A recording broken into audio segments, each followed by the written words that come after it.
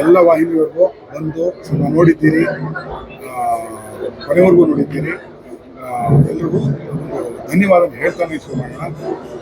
ತುಂಬ ಸಂತೋಷ ಇದೆ. ಕನ್ನಡ ಚಿತ್ರರಂಗ ಬಂದು 9 ವರ್ಷ ಆಯಿತು. ಮೊನ್ನೆ ರಾಷ್ಟ್ರೀಯ ಎಡಿಷನ್ ಆಗಿದೆ. 1934 ಬರುತ್ತೆ.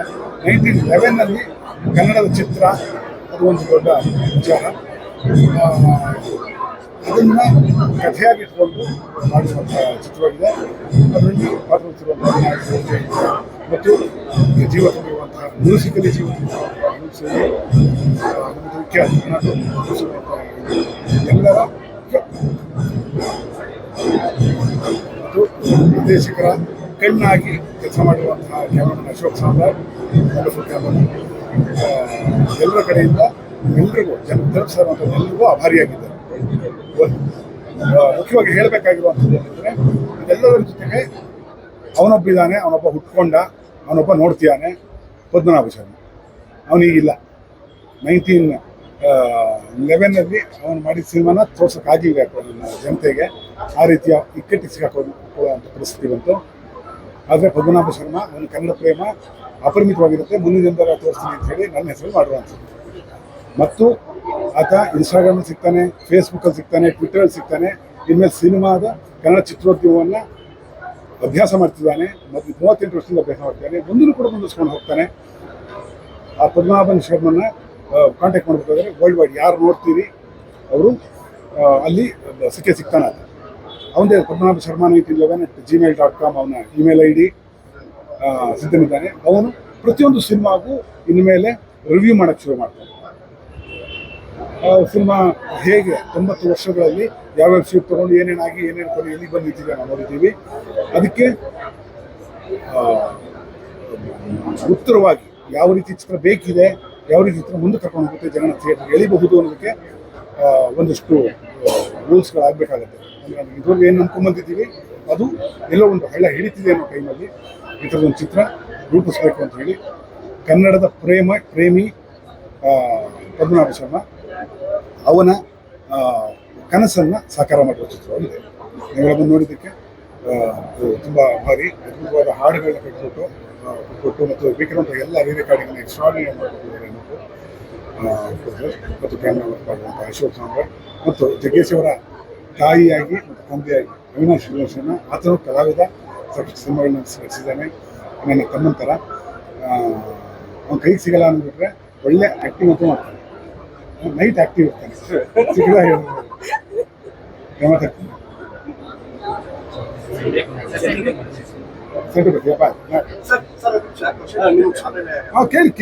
ಸಿನಿಮಾದಲ್ಲಿ ಒಂದು ದೃಶ್ಯ ಎಲ್ಲಾನು ಬಿಂಬಾರಗೊಳಿಸುತ್ತೆ. ಅಂದ್ರೆ ಸೀನ್ ಬರುತ್ತೆ, ಒಬ್ರು ಬರ್ತಾರೆ, ಊರಿಂದ ಬಂದಿದ್ದೀನಿ, ಅಸಿಸ್ಟೆಂಟ್ ಡೈರೆಕ್ಟರ್ ಆಗ್ಬೇಕು, ನೇಮ್ಗೆ ನಮ್ಗೆ ಇಡೀ ಥಿಯೇಟರ್ ಶಾಕ್ ಆಗುತ್ತೆ. ಆ ಸೀನ್ ಬಗ್ಗೆ ಒಂದು ಎಕ್ಸ್ಪ್ಲೇನ್ ಮಾಡ್ತೀವಿ ಸರ್. ಸಿನಿಮಾ ನಂತರ ಅದನ್ನು ಎಕ್ಸ್ಪ್ಲೇನ್ ಮಾಡೋದು ಏನೂ ಇಲ್ಲ ಸರ್. ಅದು ಥಿಯೇಟ್ರಲ್ಲಿ ಆಡಿಯನ್ಸು ಏನು ಶಾಕ್ ತಗೋತಾನೆ, ಎಷ್ಟು ಸತಿ ನಗ್ತಾನೆ, ಎಷ್ಟು ಸತಿ ರೋಮಾಂಚನ ಆಗುತ್ತೆ. ನಾನು ಹೇಳಿದ್ದೆ ರೋಮಾಂಚನ ಕೊಡ್ತೀನಿ ಅಂತೇಳಿ. ಮತ್ತು ಆ ಪಾತ್ರಗಳ ಸೃಷ್ಟಿ ಕಥೆಯ ಮೇಲೆ ನಿಂತಿರುತ್ತೆ.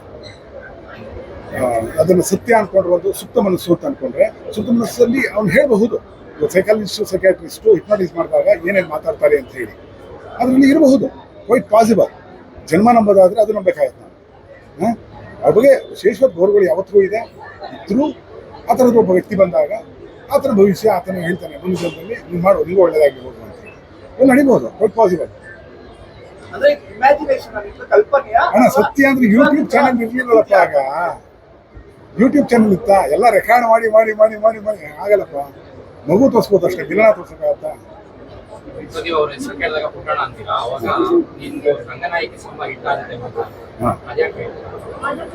ಆಬ್ವಿಯಸ್. ಭವಿಷ್ಯ ಅವತ್ತಿನ ದಿನ ಪದ್ಮನಾಭ ಶರ್ಮನ್ಗೆ ಏನು ತೋರಿಸಿತು ಅದು ಹೇಳಿದ. Yes, very clear. ಕಥೆಯ ಮೂಲ ಎಲ್ಲಿ ಸಿಕ್ಕಿದ್ದು ನಿಮಗೆ? ಎಲ್ಲಿ ಸ್ಟಾರ್ಟ್ ಆಯ್ತು ಪ್ರಾರಂಭ ಆಯ್ತು? ಈಗೆಲ್ಲ ಗೊತ್ತಾಗಿದೆ ಆಲ್ರೆಡಿ ಕಥೆ ಏನು ಅಂತ ನೋಡಿದವ್ರಿಗೆ ಗೊತ್ತಾಗಿದೆ. ಸೊ ಆ ಮೂಲ ಎಲ್ಲಿ ಸಿಕ್ತು ಅಂತ ಈ ಕಥೆ ಏನಂದ್ರೆ ನೋಡಿ, ಮೊದಲು ಅದಕ್ಕಿಂತ ಮುಂಚೆ ಹೇಳಬೇಕಾದ ಒಂದು ಹೇಳ್ತೀವಿ, ಅದು ಹೇಳ್ತೀವಿ ಖಂಡಿತವಾಗಿ. ಇವತ್ತು ವಿಶ್ವ ಮಹಿಳಾ ದಿನಾಚರಣೆ, ಹೆಣ್ಣು ಮಕ್ಕಳ ದಿನಾಚರಣೆ. ಆ ದಿನ ಇದು ಸಿಂಕ್ ಆಗಿದೆ. ಅಂದರೆ ನೇಚರ್ ಕಾನ್ಸ್ಪೈರ್ಸ್ ಅಂತ ಪಾಲ್ ಕೋಲಾವೆ ಪ್ರಕಾರ ನೇಚರ್ ಕಾನ್ಸ್ಪೈರ್ಸ್. ಅದೇ ದಿನ ಬಿಡುಗಡೆ ಆಗಿದೆ. ಇದು ಬಿಡುಗಡೆ ತಮಾಷೆ ಅಲ್ಲ.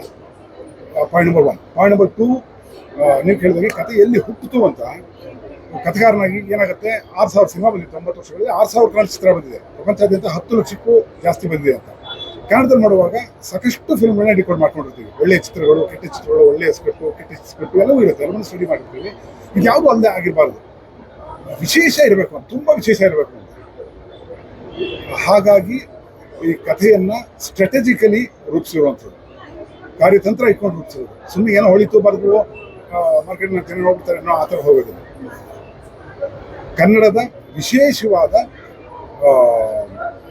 ಏನನ್ನು ಕನ್ನಡದ ಸ್ಟ್ರೆಂತನ್ನು ಕನ್ನಡದ ಬಹಳಷ್ಟು ಪ್ರಯತ್ನಗಳು ನೀವು ಇತಿಹಾಸ ಓದಿದ್ರೆ ಗೊತ್ತಾಗುತ್ತೆ ಪ್ರಯತ್ನಗಳು ಫಲಕಾರಿ ಆಗಲಿಲ್ಲ ಸುಮಾರು 22-23 ವರ್ಷ 11 1934 ಇಲ್ಲಿ 23 ವರ್ಷಗಳ ಕಾಲ ಕನ್ನಡದವರು ಮೂವ್ ಮಾಡೋಕ್ಕಾಗದಿರೋ ಪರಿಸ್ಥಿತಿ ನಿರ್ಮಾಣ ಆಗಿತ್ತಂತೆ ಅದು ಬೇಕಾದ ದಾಖಲೆಗಳು ಪುರಾವೆಗಳು ನಾನು ತಿಳಿದೆ ನಾನು ಸಾಕ್ಷಿ ಇದೆ ನಾನು ಅಷ್ಟು ರಿಸರ್ಚ್ ಮಾಡ್ಕೊತೀನಿ ಏನೇನು ಮಾಡಬೇಕು ಅದಕ್ಕೆ ಸಂಶೋಧನೆ ಅಂತಲೇ ಹಾಕಿದ್ದೀನಿ ಸುಳ್ಳು ಕಥೆ ಅಂತಲ್ಲ ಆ ಥರದೊಬ್ಬ ವ್ಯಕ್ತಿ ಇದ್ದಿರಬಹುದು ಅವನಾಗಿದ್ದಿದ್ರೆ ಇನ್ನು ಯಾವ ರೂಪದಲ್ಲಿ ಬರ್ತಾನೆ ನಿರ್ದೇಶಕ ರೂಪದಲ್ಲಿ ಬರ್ಬೋದು ಜನ್ಮ ನಂಬೋದಾದ್ರೆ ಸೊ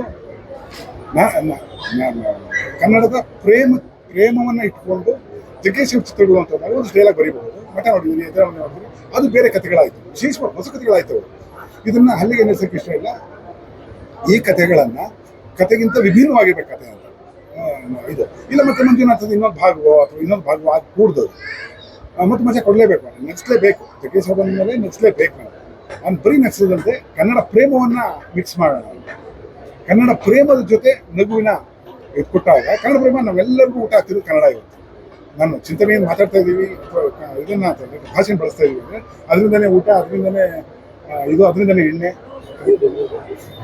ಸೊ ಸೊ ಸೊ ನಮ್ಮ ದುಡಿಮೆ ನಮ್ಮ ಚಿಂತನೆಯಿಂದ ದುಡಿಮೆ ಚಿಂತನೆಗೆ ಭಾಷೆಯೇ ಹಿನ್ನೆಲೆ ಈ ಕನ್ನಡದ ಬಗ್ಗೆ ನಾವು ದಟ್ಟವಾಗಿರೋ ಕಥೆ ಮಾಡಬೇಕು ಅಂತ ನನಗೆ ಮೊದಲಿಂದನೂ ಇತ್ತು ಅಂದರೆ ಮೊದಲು ಎಫರ್ಟ್ಸ್ ಆಗಿ ಅದು ಬೇಡ ಅಂತ ನಾನು ಮಠ ಮಾಡಿದ್ದೆ ಜಗ್ಗೇಶ್ ಅವ್ರ ಹತ್ರ ನಾನು ಹೇಳಿದ್ದೆ ಸರಿ ತನ್ನ ಒಂದು ಸಾಧ್ಯತೆ ಇದೆ ಕನ್ನಡದ ಬಗ್ಗೆ ನಾವು ಮಾಡಬೇಕು ನವೆಂಬರ್ 1 ಕನ್ನಡ ರಾಜ್ಯೋತ್ಸವ ಮಾರ್ಚ್ 8 ಮಾಡೋಣ ಬನ್ನಿ ಈ ವರ್ಷ 75ನೇ ಆಚರಣೆ ನಡೀತಾ ಇದೆ ಈ ವರ್ಷ ಪೂರ್ತಿ ಕನ್ನಡ ರಾಜ್ಯೋತ್ಸವ ಆಚರಿಸ್ಬೋದು ಅಂತ ಹಾಗೆ ಇದೆ ಹಾಗಾಗಿ ವಿಶೇಷವಾದ ಕನ್ನಡ ರಾಜ್ಯೋತ್ಸವ ಆಗಲಿ ಥಿಯೇಟರ್ಗಳಲ್ಲಿ ಅಂತ ಸಾಕಷ್ಟು ಕಡೆ ರೋಮಾಂಚನ ಆಗುತ್ತೆ ಕನ್ನಡ ಅಂದಾಗ ಕನ್ನಡದ ಭಾಳಷ್ಟು ಪ್ರತಿಭೆಗಳನ್ನು ಇದು ಸಿನಿಮಾ ಅಂತಂದರೆ ಸ್ಟಾರ್ಟಿಂಗಲ್ಲೇ ಹೇಳೋ ಹಾಗೆ space and time distortion cinema ಅನ್ನೋದು ಬೇರು ಕಲೆ ಮತ್ತು ಅಮರ ಕಲೆ ಅದು ಸ್ಪೇಸು ಮತ್ತು ಟೈಮು ಡಿಸ್ಟಾರ್ಟ್ ಆಗುತ್ತೆ ಹೀಗೆ ಹೇಳ್ಬೇಕಂತೇನಾ ಇಷ್ಟರಲ್ಲೇ ಹೇಳಿ ಇಷ್ಟರಲ್ಲೇ ಮುಗಿಸ್ಬಿಡ್ಬೇಕು ಒಬ್ಬ ಹೀರೋ ಇರ್ತಾನೆ ಒಬ್ಬ ಹೀರೋ ಇರ್ತಾನೆ ಅವ್ರಿಬ್ಬರು ಲವ್ ಆಗುತ್ತೆ ಲವ್ ಆದ್ಮೇಲೆ ವಿಲನ್ ಬರ್ತಾನೆ ಹೊಡಿತಾನೆ ಎಲ್ಲರೂ ಸಪೋರ್ಟ್ ತಿಳ್ಕೊಂಡು ಹೊರಗಡೆ ಬರ್ತಾನೆ ನಾನು ಆ ಕಾಲಘಟ್ಟ ನಮ್ಗೆ ಗೊತ್ತಾಯ್ತು 2024 ಡಿಜಿಟಲ್ ಯುಗ ಪ್ರತಿಯೊಂದು ಮಾತಾಡ್ತಿರೋದು ರೆಕಾರ್ಡ್ ಆಗ್ತಿರುತ್ತೆ ಪ್ರತಿಯೊಬ್ಬರು ನೋಡ್ತಿರ್ತಾನೆ ಆಡಿಯನ್ಸ್ ಬೆಳೀತಿದ್ದಾನೆ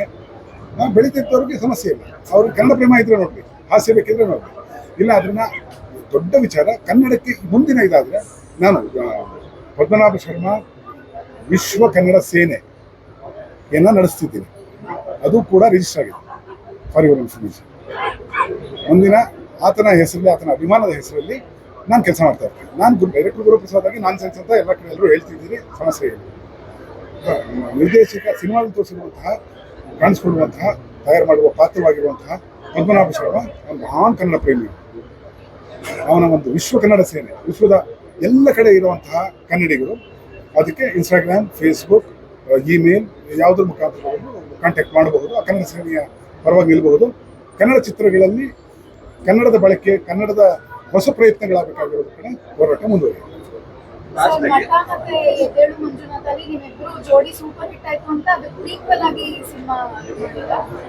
ಅಲ್ಲ ಇವಾಗ ಹ್ಯಾಟ್ರಿಕ್ ಮಾಡಬೇಕು ಒಂದು 2 ಫಿಲಮ್ ಆಯ್ತು ಅದಾದ್ಮೇಲೆ ಅಪ್ಪು ಸರ್ ಜೊತೆ ಕೆಲಸಕ್ಕೆ ಹೋಗಿ 11 ವರ್ಷ ಅವ್ರ ಜೊತೆ ಇದ್ದು ಹುಡುಗರು ಅವ್ರ ಕೆಲಸಗಳು ಯಾರಕ್ಕೂ ಆಗಲಿ ಎಲ್ಲ ಚಿತ್ರ ಇದು ಅಂತೀನಿ ಇಟ್ಸ್ ನಾಟ್ ಎ ಸ್ಮಾಲ್ ಯಾವುದೋ ಒಂದು ಮೀಡಿಯಾಕರ್ ನೋ ಈ ಥರ ಕಥೆ ಹೇಳೋದು ಕಷ್ಟ ಕಥೆ ಹೇಳಿ ಚೆನ್ನಾಗಿ ಕೂರಿಸ್ಕೊಳ್ಳೋದು ಕಷ್ಟ ಇದ್ದಿದ್ದು ಅದನ್ನ ಹೇಳೋದಕ್ಕೆ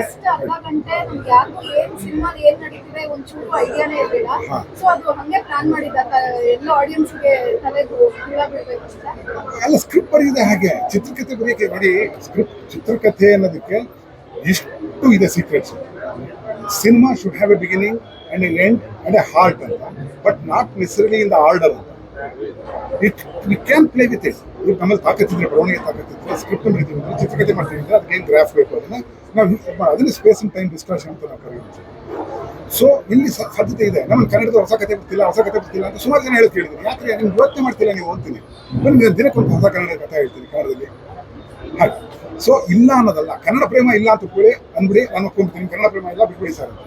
ಕನ್ನಡ ಪ್ರೇಮ ಇದೇ ಮಾಡಿದೀವಲ್ಲ ಹೊಸ ಕಥೆಗಳೇ ಮಾಡೋದು, ನಾವು ಹೊಸ ಕಥೆಗಳೇ ಮಾಡೋದು, ಅದನ್ನು ರೆಗ್ಯುಲರ್ ಮಾಡ್ಕೊಂಡು ಬಂದಿದ್ದೀನಿ. ಈ ಚಿತ್ರಕ್ಕೆ ತುಂಬ ವಿಶೇಷವಾಗಿ ಸ್ವಾಗತ ಸಿಗ್ತದೆ. ಎಲ್ಲರ ಕನ್ನಡ ಪ್ರೇಮಕ್ಕೆ ನಾನು ಋಣಿ, ನಮ್ಮ ಇಡೀ ತಂಡ ಋಣಿ ಇದ್ದೀವಿ. ಹಾಗೆ And sir, ನಮ್ಮ ಕನ್ನಡದ ಆ ಈ ಇಟ್ಕೊಂಡು ಒಂದು ಸಾಂಗ್ ಇವ್ರನ್ನ ಕೇಳಿ. ಅದ್ರ ಬಗ್ಗೆ ದಯವಿಟ್ಟು ಹೇಳಿ. ನಮಗೆ ಕೇಳಬೇಕಾದ್ರೆ ರೋಮಾಂಚನ ಆಗೋಯ್ತು. ಸೊ ಅದ್ರ ಮೇಕಿಂಗ್ ಬಗ್ಗೆ ಹೇಳಿ ಸರ್. ನಿಮ್ಗೆ ಇನ್ನೊಂದು ಹೇಳ್ತೀನಿ, ಬೇಕಾದ್ರೆ ಪಬ್ಲಿಸೈಸ್ ಮಾಡಿ. ಮೊನ್ನೆ ಪ್ರೆಸ್ ಮೀಟಲ್ಲಿ ಕೇಳಿದ್ರು, ರೋಮಾಂಚನದ ವಿಚಾರಕ್ಕೆಲ್ಲ ಮಾತಾಡ್ತಾ ಇದ್ರು. ಪ್ರಪಂಚದ ನಂಗೆ ತೋರಿಸ್ರಪ್ಪ ಯಾರಾದರೂ 10 ಲಕ್ಷ ಸಿನಿಮಾ ಬಂದಿರುತ್ತೆ, ನಾನು ಕಮ್ಮಿ ಅಂದರೆ ಒಂದು 5,000-6,000 ಸಿನಿಮಾನ ಡಿಕೋಡ್ ಮಾಡಿದ್ದೀನಿ. ಸುಮ್ಮನೆ ನೋಡಿರೋದಲ್ಲ, ಸುಮ್ಮನೆ ನೋಡ್ಕೊಂಡು ಇನ್ನೊಬ್ಬರು ಚೆನ್ನಾಗಿ ಆಗ್ತಿದ್ದು ಕಾಮೆಂಟ್ ಅವೆಲ್ಲ ಮಾಡಿದ್ದೀನಿ. ತುಂಬ 38 ವರ್ಷದಲ್ಲಿ ಒಂದು 5-6 ಸಿನಿಮಾ ಡಿಕೋಡ್ ಮಾಡಿದ್ದೀನಿ. ನನ್ನ ಬಾಲ್ಯ ಸಹಿತ ರಾಘು ಇದನ್ನು ಗೊತ್ತು, ಇಂಥ ಸಿನಿಮಾ ವಿಚಾರ ಅಂತ. ಅದು ಯಾವುದ್ರಲ್ಲೂ ಯಾವ ಚಿತ್ರಗಳಲ್ಲೂ ರೋಮಾಂಚನ ದೃಶ್ಯ ತೋರಿಸಿರ್ಲಿಲ್ಲ, ಯಾರೂ ತೋರಿಸಿರ್ಲಿಲ್ಲ. ನಾನು ತೋರಿಸಿ ಶಾರ್ಟ್, ಯಾಕೆಂದ್ರೆ ಆರ್ಟಿಸ್ಟ್ ಆಗಿ ರೋಮಾಂಚನ ಹುಡ್ಸ್ಕೊಂಡು ತಮಾಷೆ ಕೆಲಸ ಅಲ್ಲ. ಇವಾಗೆಲ್ಲ ಸ್ಟೈಲ್ ಆಗಿ ಎಲ್ಲರೂ ಓಡಿಸ್ಕೊಂಡ್ಬಿಡ್ತಾರೆ, ರೋಮಾಂಚನ ಬಂದು ಕಾಣಲ್ಲ ಫಿಲ್ಮ್ ಮೇಲೆ. ನಾವು ತೋರಿಸಿವ ಶಾರ್ಟ್ನ ಬೇಕು ಅಂತ ಇಟ್ಟಿದ್ದೀನಿ. ಕನ್ನಡ ಅಂದಾಗ ಹಿಂಗಾಗುತ್ತೆ, ಅದು ಸತ್ಯ. ನಾನು ಸಾಂಗು ಅಂದರೆ ಈಗ ಕನ್ನಡನ ಜಗ್ಗೇಶ್ವರ ಹಾಸ್ಯ ಕನ್ನಡವನ್ನು ನಾವು ಜಾಯಿನ್ ಮಾಡ್ತೀವಿ ಅಂತಂದಾಗ ಕನ್ನಡದ ಒಂದು ಸಾಂಗ್ ಇಡಲೇಬೇಕು.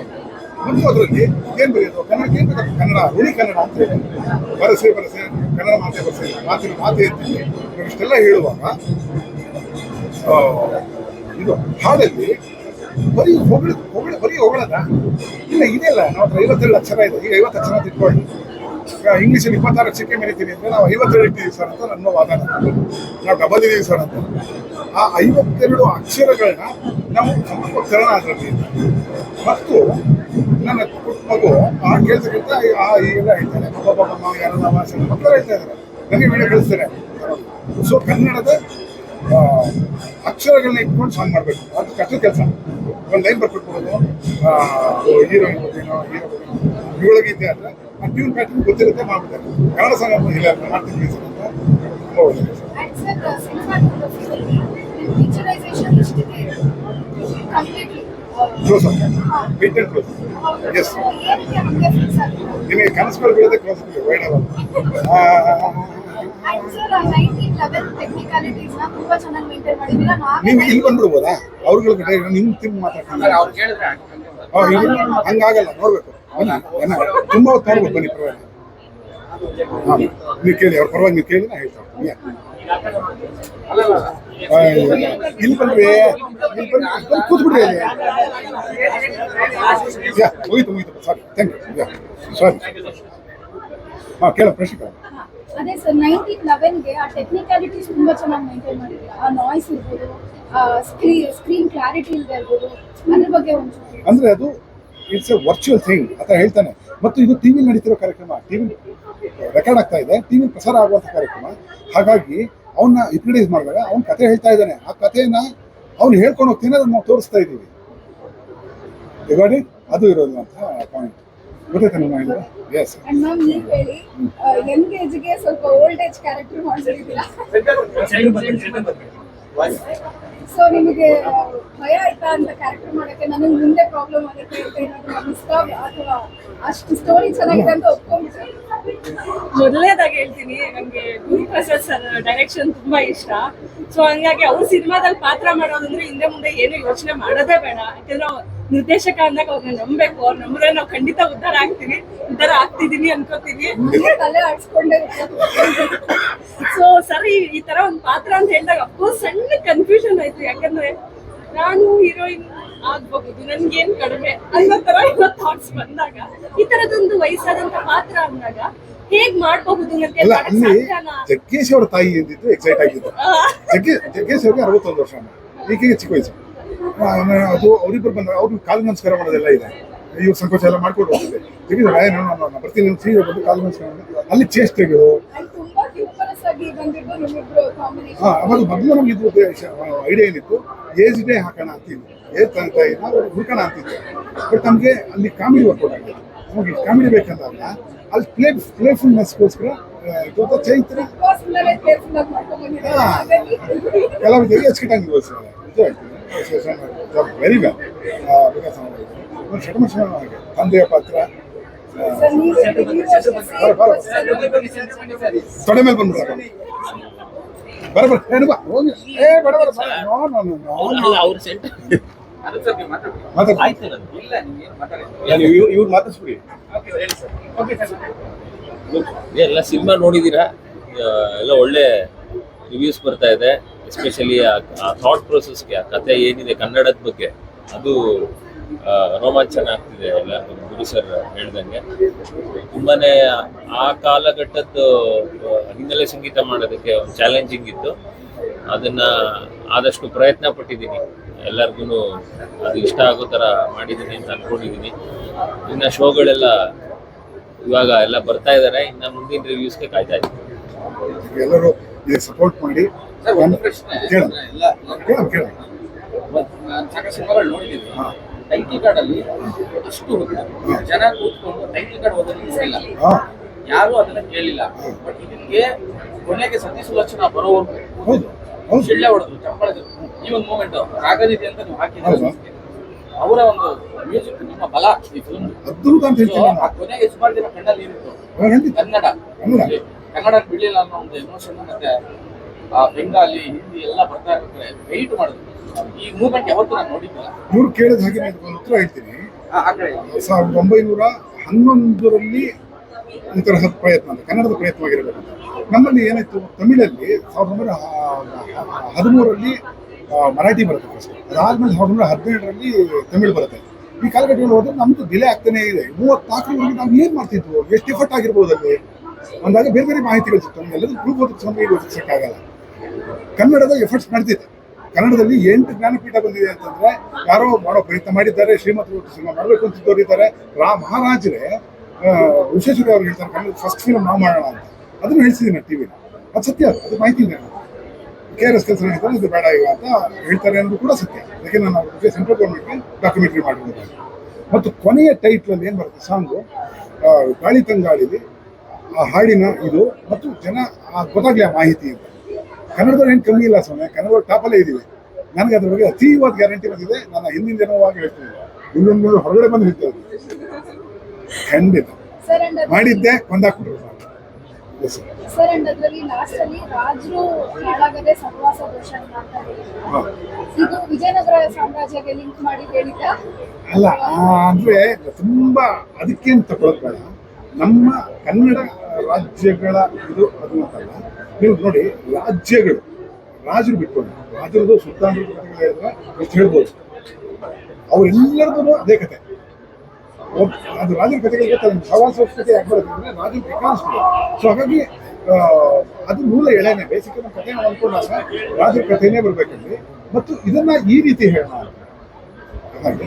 ಮತ್ತು ಮಂಜುನಾಥ ಕ್ಯಾರೆಕ್ಟರ್ ಬಿಡುವಂಗಿಲ್ಲ. ನಾನು ಮಂಜುನಾಥ ಕ್ಯಾರೆಕ್ಟರ್ ಅಷ್ಟು ಜಗತ್ತು ತುಂಬಿರ್ಬೇಕು. ನಾನು ಆತ ಒಂದು ಕತೆ ಮೆಚ್ತಿರುವಂತಹ ವ್ಯಕ್ತಿ ಆಗಿರ್ತಾನೆ. ಆತನ ರಾಜ ಆಗ್ಬಿಟ್ಟು ಸೋಡ ಹೆಂಗಿರುತ್ತೆ, ಹೆಂಗ್ ತಡಿಬೋದು ಆತನ ಹೇಗೆ ಅಂತ. ನೀವು ತಮಾಷೆ ಅಂದ್ರೆ ಅದನ್ನ ಈಗಿನ ಪೊಲಿಟಿಷಿಯನ್ಸ್ ಅಲ್ಲ, ಪೊಲಿಟಿಷಿಯನ್ಸ್ಗೆ ಇದು ಕನ್ನಡ ಸಂಬಂಧಿತ ಪ್ರಶ್ನೆ ಆಗಿಲ್ಲದೆ ಇರೋದ್ರಿಂದ ಮಜಾ ಅಂದ್ರೆ ನಿಜವಾಗ್ಲೂ ಹೇಳ್ತೀನಿ, ಮುಂಚೆ ಮಾಡಿ ಚೆನ್ನಾಗಿರುತ್ತೆ. ಇದು ಎಂತ ಸೋಜಿಗ ಅಂತ ಒಂದು ಹೇಳ್ತಾ, ಇವತ್ತು ವಿಶ್ವ ಮಹಿಳಾ ದಿನಾಚರಣೆ ದಿನ ಕೋಇನ್ಸಿಡೆಂಟಲಿ ಮೀನ್ಸ್ ಆಗಿದೆ ಸೇಮ್ ಡೇ. ಓಕೆ, ಒಂದು. ಎರಡನೇದು, ಜಗ್ಗೇಶ್ ಅವರು ಅಲ್ಲಿ ರಾಜ್ಯಸಭೆಯಿಂದ ಓಡಿಸ್ಬಿಡ್ತಾರೆ. ಇಲ್ಲಿ ರಾಜ್ಯಸಭೆಯಲ್ಲಿ ಇವನು ಸರಿ ಇಲ್ಲ, ಇವನು ಪ್ರವಾಸ ವರ್ಷ ಕುಡ್ಕೊಂಡು ಟೈಮ್ ವೇಸ್ಟ್ ಮಾಡ್ತಾನೆ, ಓಡಲ್ಲ ಹೇಗೆ ಅಂತ ನೀವು ನಂಬಲ್ಲ. ಅದಾಗಿ 2 ದಿನಕ್ಕೆ ರಾಜ್ಯಸಭೆ ಎಂಟ್ರಿ ಇಲ್ಲ ಡೆಲ್ಲಿ. ರಾಜ್ಯಸಭೆಗೆ ಏನು ಬರೋದು ಅಲ್ಲಿ ಎಂಟ್ರಿ ಒಡೆ ಕೋಇನ್ಸಿಡೆಂಟ್. ಸೊ ಈ ತರಹದ ಪ್ರಕೃತಿಯ ಇದು ಒಲವು ಕೂಡ ಸಹಕಾರ ಕೂಡ ನಮಗಿದೆ. ವಿಶೇಷವಾಗಿ ಎಲ್ಲಕ್ಕಿಂತ ಮುಖ್ಯವಾಗಿ ನಾನು ಅಶೋಕ್ ಬಗ್ಗೆ ಒಂದು ಮಾತಾಡಬೇಕು. ಇದು ನನ್ನ ಅವರ 3ನೇ ಚಿತ್ರ.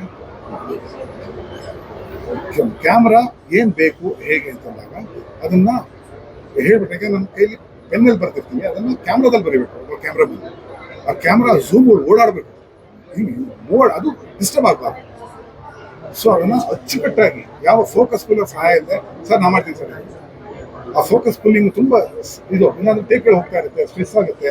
ಆರ್ಟಿಸ್ಟ್ ಮೇಲೆ ಅದ್ಭುತವಾಗಿ ಅಶೋಕ್ ಸ್ವಾಮಿ ನಾನು ಮುಂದೆ ಹೇಳೋದು ತುಂಬ ಕಾಸ್ಟ್ಲಿ ಬಟ್ ಅದ್ಭುತ ಕೆಲಸಗಾರ.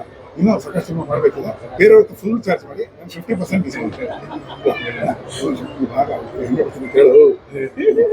ಇವನು ಸರ್ ನೀವು ಕೂಡ ಸೇಮ್ ಯಂಗ್ ಏಜ್ ಅಲ್ಲಿ ಓಕೆ, ಒಂದು ಸಿಂಪಲ್ ಪಾಯಿಂಟ್ ಏನಂದ್ರೆ ನನಗೆ ನಾನು 12-13 ವರ್ಷದಿಂದ ಇವನ್ನ ಫಾಲೋ ಮಾಡ್ಕೊಂಡು ಬರ್ತಾ ಇದ್ದೆ. ಇವ್ರ ಜೊತೆ ಕೆಲಸ ಮಾಡ್ಬೇಕಂದ್ರೆ ಸಿಕ್ಕಾಪಟ್ಟೆ ದೊಡ್ಡದಾದಂತಹ ಅಚೀವ್ಮೆಂಟ್ ಅಂತ ಇತ್ತು ನಮ್ಗೆ. ಇವ್ರು ಸಿಕ್ಕಿದ್ದು, ಇವ್ರ ಜೊತೆ ಕೆಲಸ ಮಾಡಿರೋದು ವರ್ಷಾನುಗಟ್ಟಲೆ ಒಟ್ಟಿಗೆ ಕಳೆದ್ಬಿಟ್ಟಿದ್ದೀನಿ. ಸೊ ನಾನು ಸಿನಿಮಾ ಸ್ಟೂಡೆಂಟ್ ಆಗಿ ಸಿನಿಮಾ ಅಂತ ನಾನು ಆಕ್ಚುಲಾಗಿ ಇವ್ರ ಜೊತೆ ಸೇರ್ಕೊಂಡ ಮೇಲೆ ಕಲ್ತ್ಕೊಂಡಿರೋದು. ಸೊ ಅದಕ್ಕೆ ನಾನು ಕೃತಜ್ಞನಾಗಿರ್ತೀನಿ ಯಾವಾಗಲೂ. ನಾನು ಇವತ್ತೇ ಆಕ್ಚುಲಾಗಿ ಕಂಪ್ಲೀಟ್ ಆಗಿ ಫಿಲಮ್ ನೋಡಿರೋದು. ಇದು ಕನ್ನಡ ಸಿನಿಮಾ ಅಂತ ನನಗೆ ಗೊತ್ತೇ ಇರಲಿಲ್ಲ. ನಮಗೆ ಗೊತ್ತಾಗ್ತಿರ್ಲಿಲ್ಲ. ಇವ್ರು ಏನು ಹೇಳ್ತಾರೆ ಅಷ್ಟು ಮಾತ್ರ ಮಾಡಿದ್ ಗೊತ್ತಿತ್ತು.